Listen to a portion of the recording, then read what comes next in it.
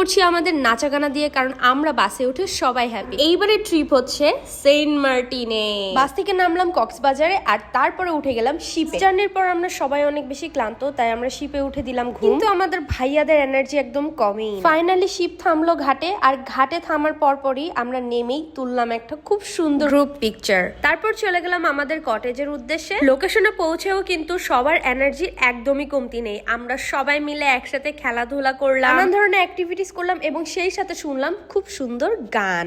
যাই হোক, খাবার দাবারের পর্ব কিন্তু একদমই মিস যায়নি। ওদের ফুড অনেক মজা ছিল। সমুদ্র দেখতে দেখতে খাবার খেয়েছি, এর থেকে বড় ব্যাপার আর কি হতে পারে। রাতে কিন্তু আমরা এখনো ঘুমাইনি, সবাই যে যার মতো ব্যস্ত নানান ধরনের খেলাধুলা এবং অ্যাক্টিভিটিস নিয়ে। তার পরের দিনও আমরা এইভাবেই অনেক ধরনের খেলাধুলার মধ্য দিয়ে চলে গেল আমাদের সময়। রাত হলো এবং আমরা খেলাম খুব মজাদার বারবিকিউ। খাবারটা যে কত মজার ছিল ইউ হ্যাভ নো আইডিয়া, না খেলে আসলে বোঝা যাবে না এখানে। সো এই ছিল আমাদের সেন্ট মার্টিন ভ্রমণের একটা ছোট্ট অংশ, আপনাদের সাথে শেয়ার করতে পেরে আমরা অনেক অনেক গর্বিত। এই ছিল আমাদের ফুল সেন্ট মার্টিন ট্রিপের একটা ছোট্ট গ্লিম্পস। দেখা হবে অন্য কোনো ভিডিওতে। বাই।